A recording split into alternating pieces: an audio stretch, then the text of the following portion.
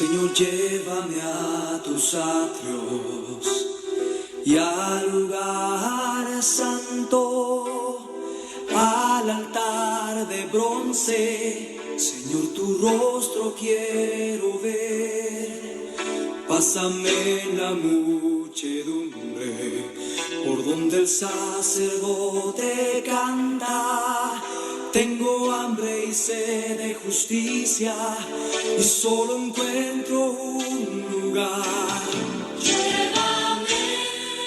Sí, Padre Santo, tenemos hambre y sed de justicia, Padre Santo, de conocerte cada día más, Señor. Llévanos, Señor, a tus atrios, llévanos, Señor, a tu presencia en este día, Señor. Queremos tenerte cerca, Señor. Queremos conocerte más, Señor. Queremos entregarte todas nuestras vidas, Señor. Te doy gracias, Papito hermoso, y quedamos en tus manos, Padre amado.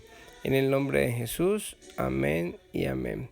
Muy buenos días a todos. Estamos saludándoles desde Mi Tiempo con Dios, devocional que hacemos desde su comunidad cristiana La Roca de Betel.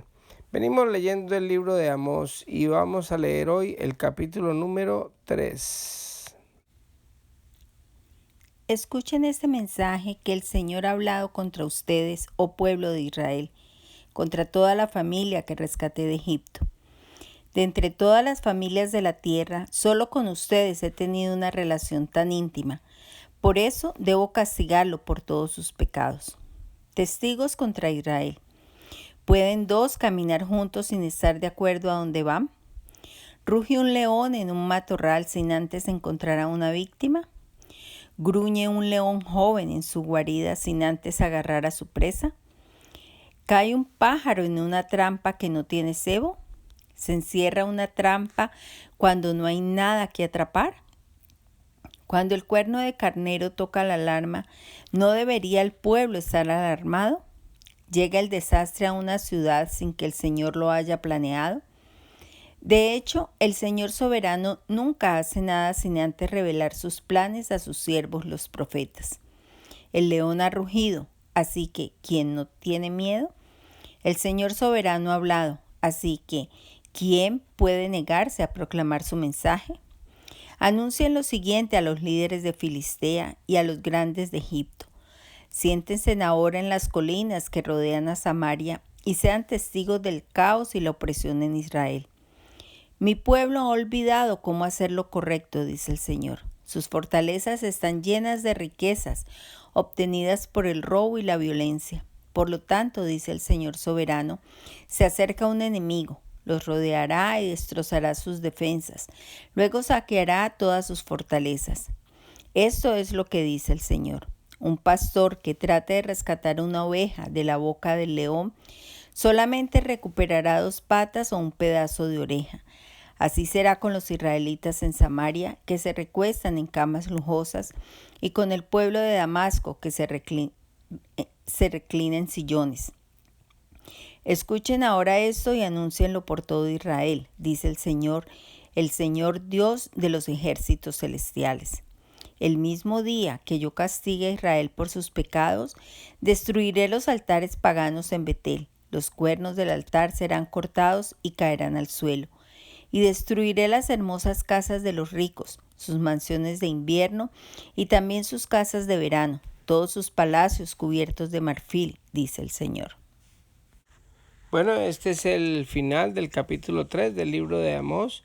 Y en este capítulo vemos que viene el mismo mensaje que venía en el capítulo anterior, que es en contra de Israel, contra toda la familia que dice el Señor que rescató desde Egipto. Dice que entre todas las familias de la tierra, le dice el Señor a Israel, solo con ustedes he tenido una relación tan íntima. Mire que el Señor se manifestó por medio del pueblo de Israel. Él separó a Abraham y a Sara, ¿se acuerda? 2 ancianos de los cuales no tenían hijos, y les prometió que les iba a dar una gran descendencia y que Él iba a estar con ellos en todos los lados.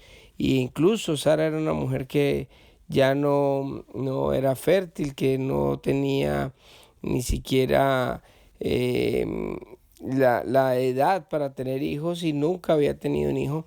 Pero por medio de ellos el Señor promete hacer una gran nación.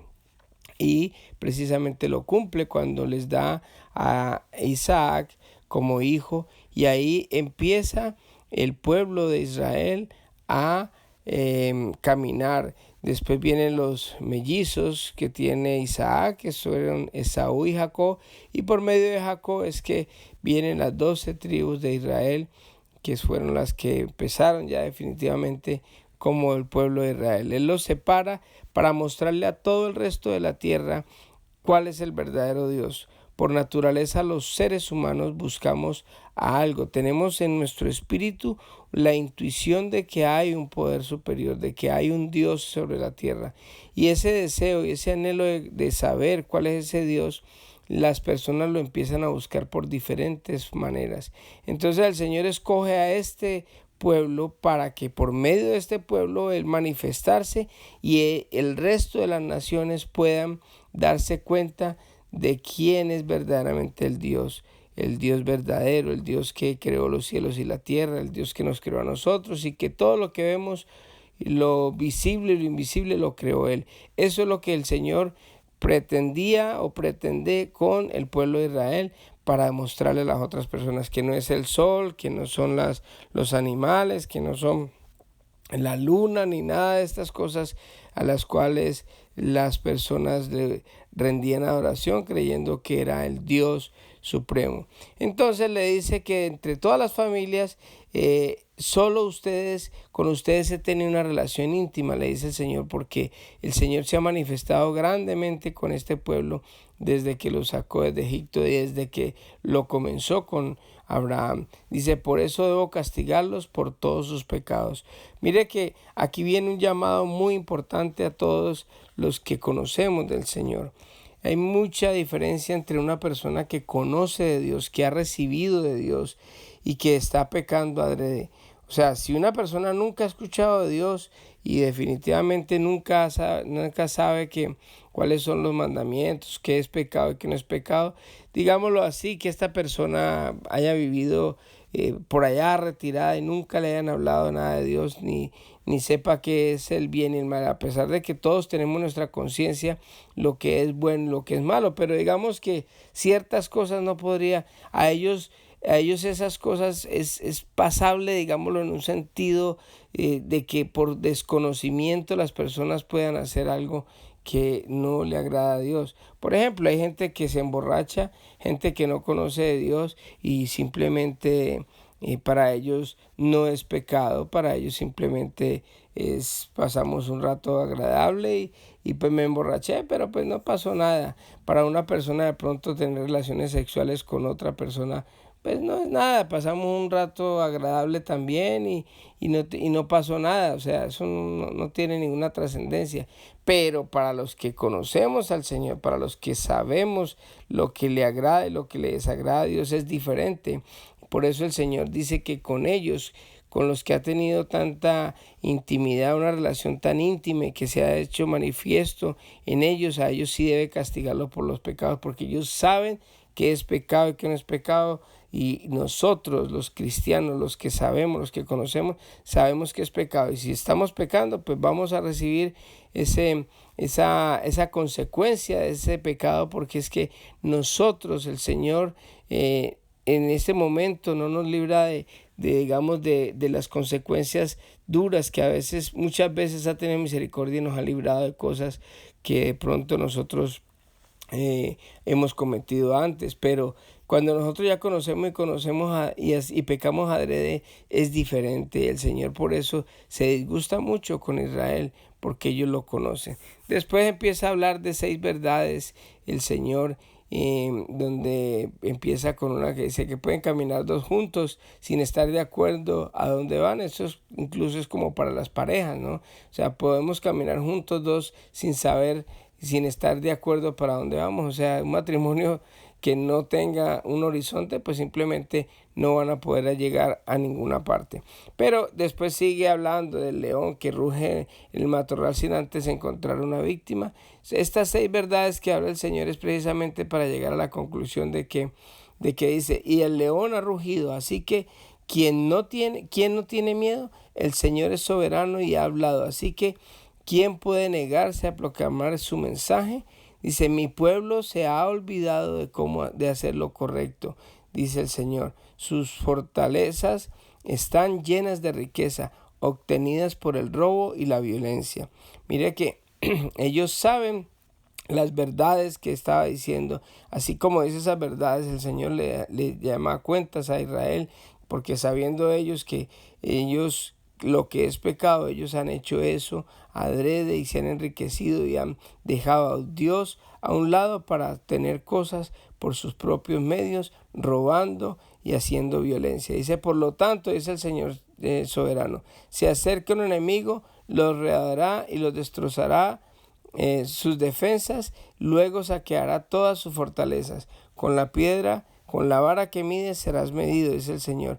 Muchas veces uno dice, no, es que el Señor no es castigador, el Señor no nos va a castigar en esta época. Pues hombre, de pronto el Señor no nos castiga en una manera, digámoslo, directa, pero sí permite que las leyes espirituales se cumplan en cada una de las personas, tanto cristianos como no cristianos. Y todo lo que el hombre siembra, eso cosechará. Si yo robo, pues simplemente lo que me va a acontecer en el futuro es que a mí también me roben, porque eso que yo sembré también voy a cosechar. Y eso es lo que el Señor permite en muchas personas, en muchas familias, cristianas y no cristianas, porque son leyes que no son variables, que no son cambiables. Así como el que se tira de arriba de un edificio, todo lo que sube, cae por la ley de la gravedad.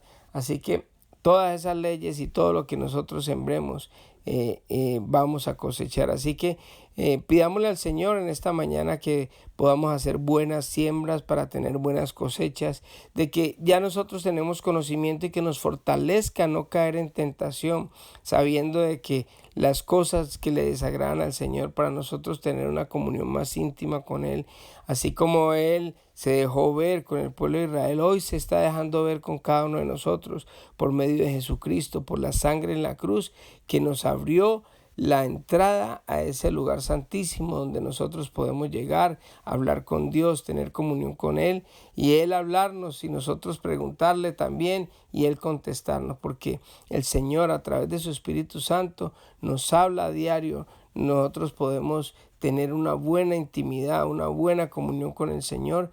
Cuando nosotros vamos a hacer algo, podemos ir en oración y preguntarle, Señor, ¿hacemos esto o no lo hacemos?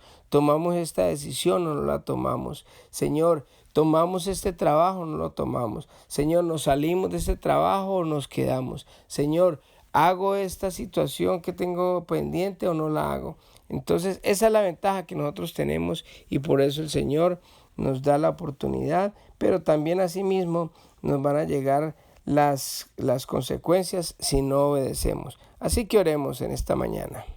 Amantísimo Padre, yo te doy gracias, Dios eterno, por este tiempo que hemos compartido hoy, Señor. Te damos gracias, Padre Santo, por dejarte conocer, Señor, por habernos abierto el camino, por habernos permitido, Señor, que a través de la sangre de Cristo nosotros podamos tener comunión contigo, Señor, de poder conocerte, Señor. Te doy gracias a tu palabra, Señor, porque ahí también, Señor, nosotros podemos saber exactamente qué te agrada y qué no te agrada, Señor. Queremos de hoy en adelante, Señor, hacer lo correcto siempre, Señor, para hacerte sonreír en nuestros actos, Señor. Gracias, papito lindo, por toda la bendición tan hermosa que tú tienes con cada uno de nosotros, Señor.